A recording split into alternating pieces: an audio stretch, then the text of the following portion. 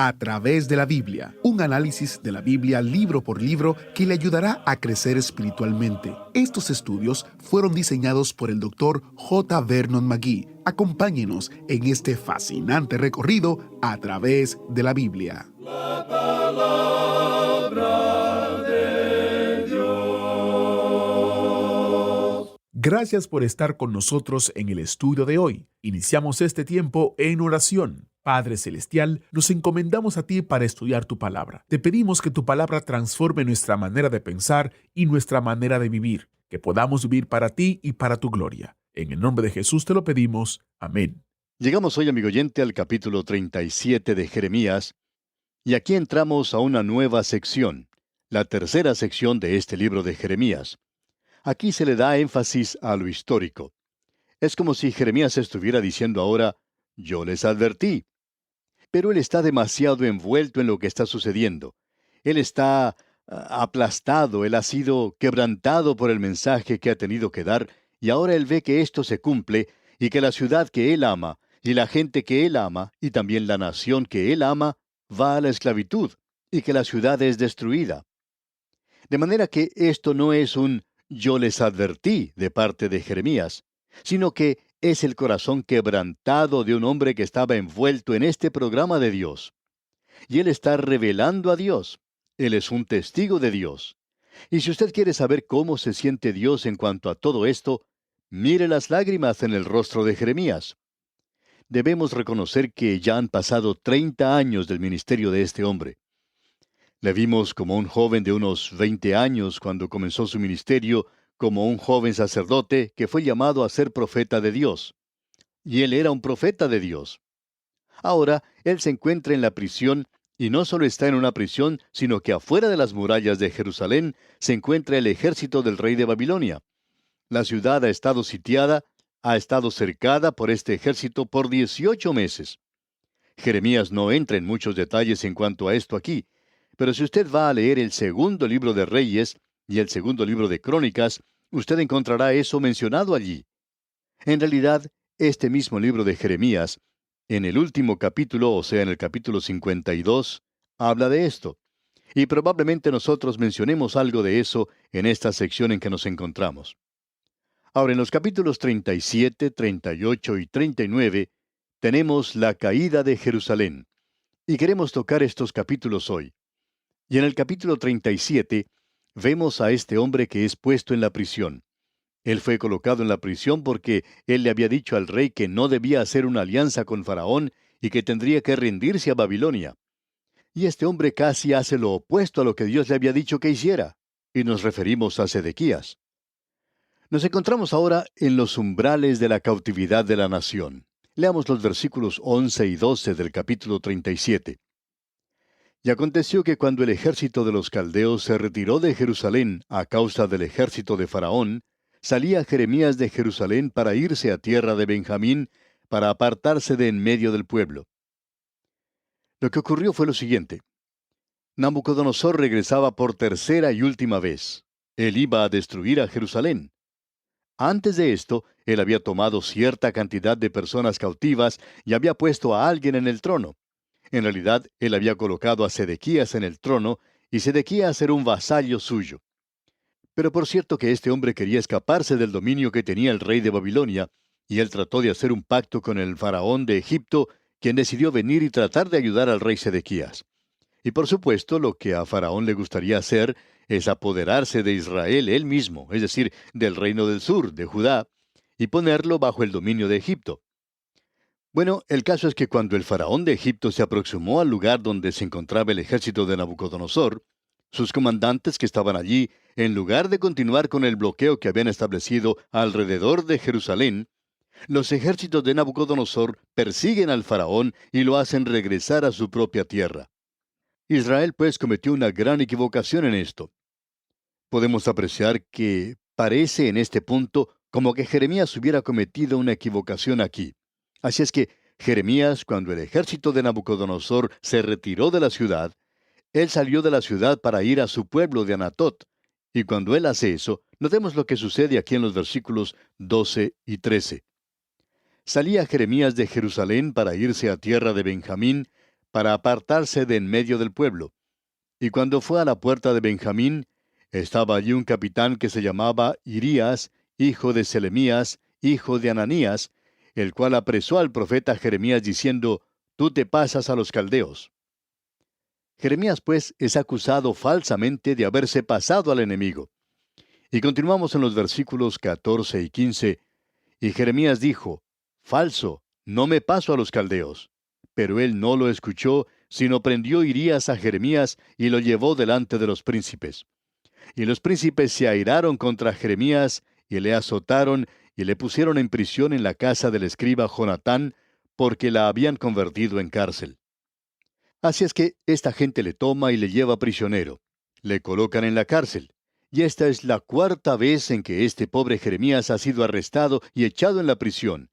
Y de paso digamos que aún vendrán cosas peores. Ahora, en el capítulo 38, encontramos que Jeremías aún se encuentra en la prisión.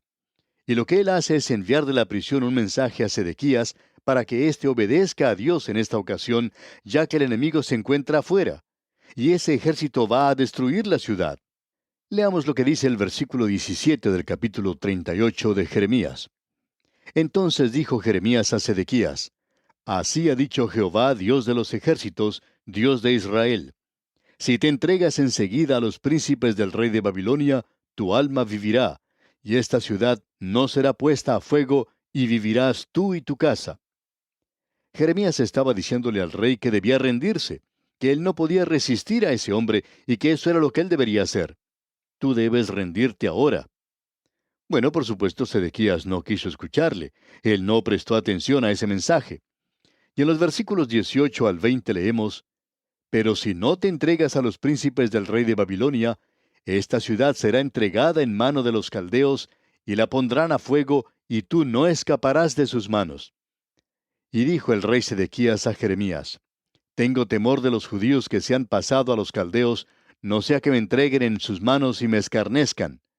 Y dijo Jeremías, «No te entregarán. Oye ahora la voz de Jehová que yo te hablo, y te irá bien y vivirás».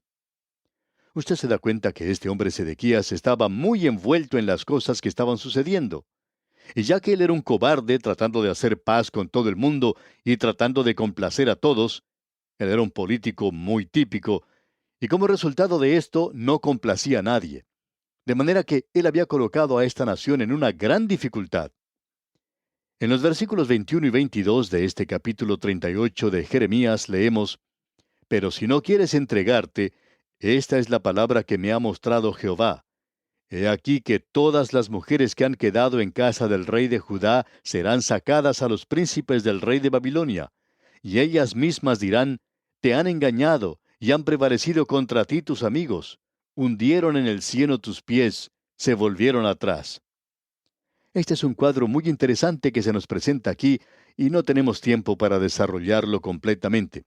Pero si usted lee a través de estos versículos, descubrirá que el estado o la condición de la mujer en esa época era muy corrupto, y como resultado, cuando el estado o la condición de la mujer llega a ser corrupto en cualquier nación, existe muy poca esperanza para ella en el plano moral. Y eso es exactamente lo que tenemos aquí. Pero este es el mensaje que el profeta da. Es un mensaje que el rey no toma en consideración. Este hombre Sedequías ni siquiera escucha algo que le dice Jeremías. Él aún escuchaba lo que decían los profetas falsos. Entonces tenemos en el versículo 28 del capítulo 38, «Y quedó Jeremías en el patio de la cárcel hasta el día que fue tomada Jerusalén, y allí estaba cuando Jerusalén fue tomada». Usted ha podido apreciar que lo mencionado a través de este capítulo es en su mayor parte algo histórico. Llegamos ahora al capítulo 39, y aquí encontramos esta cosa tan terrible que sucedió. En los primeros 2 versículos de este capítulo leemos, «En el 9º año de Sedequías, rey de Judá, en el mes 10, vino Nabucodonosor, rey de Babilonia, con todo su ejército contra Jerusalén, y la sitiaron. Y en el 11º año de Sedequías, en el mes 4, a los 9 días del mes, se abrió brecha en el muro de la ciudad». Eso es algo importante de notar. Veamos ahora lo que dice acá el versículo 7. «Y sacó los ojos del rey Sedequías, y le aprisionó con grillos para llevarle a Babilonia». Aquí tenemos esta gran declaración y tenemos dos grandes verdades que son muy evidentes hasta este punto. Jerusalén ha caído y Babilonia se ha apoderado de ella. La ciudad ha sido destruida y el templo ha sido quemado. Si usted quiere un informe en cuanto a esto, puede ir a ver lo que dice allá el capítulo 52 de Jeremías. Este es el último capítulo, donde echamos una mirada retrospectiva a lo que sucedió. Este capítulo mira hacia atrás a lo que había sucedido antes. Y esto es algo que evidentemente causó una impresión grande en Jeremías.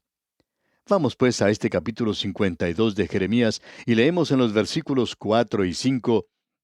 Aconteció, por tanto, a los 9 años de su reinado, en el mes 10, a los 10 días del mes, que vino Nabucodonosor, rey de Babilonia, él y todo su ejército contra Jerusalén, y acamparon contra ella, y de todas partes edificaron contra ella baluartes. Y estuvo sitiada la ciudad hasta el 11 año del rey Sedequías. El rey Nabucodonosor ha ido 3 veces contra Jerusalén. Él se apoderó de ella la primera vez y colocó en el trono a Joacim. Luego regresó la segunda vez y Joacim se había rebelado. Entonces él colocó a Sedequías en el trono. Él era un tío suyo, un hombre joven, pero él también se rebeló. Y ahora él llega por última vez y está destruyendo la ciudad de Jerusalén. Aquí en este capítulo tenemos un informe de todo lo que ocurre, lo cual no vamos a leer ahora, pero es un cuadro bastante horrible de cómo él se apoderó de la ciudad y se llevó cautivos a cierta gente del pueblo y al resto de la gente pobre de la ciudad dejó allí. Veamos ahora lo que sucedió a continuación en el versículo 9 del capítulo 39 de Jeremías. Y al resto del pueblo que había quedado en la ciudad y a los que se habían adherido a él, con todo el resto del pueblo que había quedado, Nabuzaradán, capitán de la guardia, los transportó a Babilonia. Pero lo que hizo Nabucodonosor aquí, y esto fue algo verdaderamente terrible, es que él le sacó los ojos al rey Sedequías. Antes de eso, él había dado muerte a los hijos de Sedequías ante él mismo. Y volviendo ahora al capítulo 39 de Jeremías, leemos en los versículos 6 y 7, «Y degolló el rey de Babilonia a los hijos de Sedequías en presencia de éste, en Ribla, haciendo asimismo degollar el rey de Babilonia a todos los nobles de Judá. Y sacó los ojos del rey Sedequías y le aprisionó con grillos para llevarle a Babilonia». En realidad, este es un cuadro terrible el que tenemos ante nosotros. Y aquí tenemos lo que el Señor Jesucristo llamó los tiempos de los gentiles. Y caerán a filo de espada, y serán llevados cautivos a todas las naciones, y Jerusalén será hollada por los gentiles hasta que los tiempos de los gentiles se cumplan. Insistimos en que, aun cuando en el día de hoy los israelitas tienen la ciudad, ellos no están hollando, digamos, la ciudad antigua. Los gentiles están en realidad en control de ella todavía. La mayor parte de los lugares santos en ese lugar están bajo el control de los gentiles. Israel no tiene control de ellos, con excepción del muro de los lamentos. Ellos tienen un muro al cual pueden ir y llorar, y eso es todo lo que tienen en esa ciudad. Pero las palabras del Señor Jesucristo aún son ciertas, y eso dio comienzo a ese tiempo de los gentiles en el cual estamos viviendo nosotros. Otra cosa que es difícil aceptar para esta generación es el hecho del juicio de Dios. Que el juicio de Dios llega a una nación, y que llega a una familia y también puede llegar a una persona individualmente. Por 40 años Jeremías había proclamado la palabra de Jehová. Él había denunciado los pecados del pueblo. Él había llamado a esta gente al arrepentimiento, pero ellos no lo habían hecho. Dios fue muy paciente con ellos, y esa paciencia de Dios los engañó. Eso permitió que los falsos profetas dijeran: «Como ustedes pueden apreciar, las palabras de Jeremías no han dado ningún resultado, no se han cumplido». Ahora sí se han cumplido, pero ya es demasiado tarde para ellos. En el libro de Eclesiastés, capítulo 8, versículo 11, dice: «Por cuanto no se ejecuta luego sentencia sobre la mala obra, el corazón de los hijos de los hombres está en ellos dispuesto para hacer el mal. Por cuanto Dios no actúa apresuradamente». El autor de estos estudios bíblicos, el Dr. J. Vernon McGee, contaba que se había criado en el campo. Y junto con otros muchachos él acostumbraba a ir y robar a los vecinos duraznos, manzanas, huevos o cualquier otra cosa que podían comer. En cierta ocasión, decía él, se encontraba arriba de un árbol de durazno y podía apreciar que los duraznos se veían muy apetitosos. De pronto escuchó que el dueño de ese lugar lo estaba llamando por nombre. Miró hacia abajo y allí estaba él mirándolo.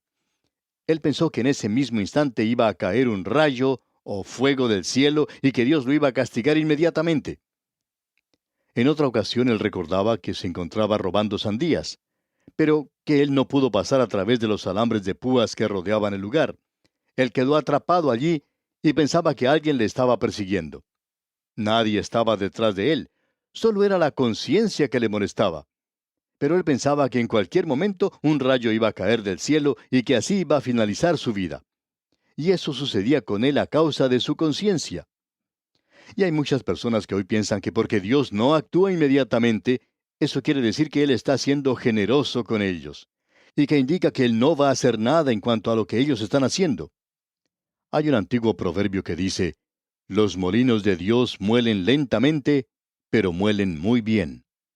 Y amigo oyente, Dios permite que la gente continúe lo que está haciendo. Y una persona puede hacerlo hasta que llegue el punto cuando ya no hay más remedio. Y eso es lo que sucedió aquí. Llegó el día cuando este hombre Nabucodonosor penetró a la ciudad, y como ya hemos visto, la había estado rodeando por mucho tiempo. Y en aquel día, en el mes cuarto, se dice, a los 9 días del mes se abrió brecha en el muro de la ciudad. Y desde ese momento en adelante, ya fue demasiado tarde. Es difícil para el hombre hoy aceptar que Dios juzga. Y queremos dedicar algo de tiempo porque hay algunos de nuestros oyentes que están pensando que nosotros somos muy anticuados cuando hablamos de esta manera. Pero queremos que usted note algunas cosas para que pueda darse cuenta de lo anticuado que todo esto es. La humanidad no quiere escuchar que Dios va a juzgar. Ellos no pueden creer que Dios pueda enojarse. Usted puede encontrar esto por todas partes. Usted puede encontrar eso, amigo oyente, en el Nuevo Testamento. Hay aquellas personas que dicen hoy que el Dios del Antiguo Testamento era un Dios de ira. Pero cuando usted llega al Nuevo Testamento, bueno, las cosas ahora son diferentes. Y amigo oyente, permítanos decirle que hay más ira divina en el Nuevo Testamento que lo que existía en el Antiguo. Usted puede leer en el capítulo 23 del Evangelio según San Mateo, por ejemplo, y escuchar lo que dice el amable Señor Jesucristo. Es algo realmente terrible cuando dice, «Ay de vosotros, escribas y fariseos hipócritas». Y cuando usted lee en el libro de Apocalipsis que las copas de ira son derramadas, bueno, no hay nada allí que sea parecido a lo que ocurre en el Antiguo Testamento. Así es que, cuando usted dice que en el Antiguo Testamento tenemos a un Dios de ira, y en el Nuevo Testamento tenemos a un Dios de amor, podemos decir que es casi todo lo contrario. Pero sucede que Él siempre es un Dios de amor, y Él también es un Dios de ira que castiga el pecado. Usted encuentra aquí aquello que hemos mencionado anteriormente, encuentra aquí lo dulce y lo agrio. Usted encuentra aquí el juicio divino junto a la misericordia divina. Y el trono de Dios en el día de hoy es un trono de gracia, un lugar donde usted puede encontrar ayuda y misericordia. Pero ese mismo trono va a ser el que juzga esta tierra algún día. Y debemos decir que eso hace que sea algo muy difícil de comprender para el hombre. Lo interesante de todo esto es que no solo se encuentra en el Nuevo Testamento, sino que usted también lo puede encontrar en la naturaleza. ¿Ha pensado usted alguna vez que usted encuentra la ira y el castigo de Dios en la naturaleza? Si usted no puede creer esto, entonces intente subir a la cumbre de una montaña escarpada, rodeada de precipicios. Usted puede subir a la cumbre y tratar de caminar en el vacío, y luego verá lo que sucede. En la naturaleza existen ciertas leyes que son inexorables. Amigo oyente, si usted las obedece, lo cual es bueno, entonces podemos decir que vivirá. Pero debemos advertirle, si usted rompe esas leyes, entonces usted va a morir. Usted puede pensar en los hombres que fueron a la luna. Pensamos que eso fue un logro tremendo y así fue. Pero usted sabe que lo que sucedió es que ellos estaban usando las leyes de Dios. ¿Y sabe lo que estaban haciendo? Las estaban obedeciendo. Ellos no estaban desobedeciendo esas leyes. No se atrevían a hacer eso. Cuando partieron hacia la luna, no salieron directamente hacia su objetivo, sino que salieron dirigidos a un lugar donde sabían que iba a estar la luna cuando ellos llegaran a ese punto determinado. No estaba allí en el momento de partir, pero ellos sabían que estaría allí cuando llegaran a ese punto, porque esa es una de las leyes de Dios, la ley que dice que hay cierto movimiento en su universo, y que sigue cierta ley y cierta norma, y si usted lo ignora, como hubiera sido posible para estos hombres, ellos se encontrarían aún en el día de hoy en algún lugar en el espacio y ya no estarían vivos. Y cuando estos hombres llegaron a la luna no dijeron, bueno, ya estamos aquí, quitémonos esta ropa que nos protege y vamos a correr de un lado a otro y a divertirnos. No se atrevían a hacer eso. Ellos tuvieron que reconocer que la ley de gravedad era diferente allí, y que no había aire allí, y que era mejor que ellos obedecieran esas leyes. Y si usted las obedece, amigo oyente, entonces vive. Si usted las desobedece, entonces simplemente muere. ¿Y quién dice eso? Dios dice eso. Dios es un Dios de amor.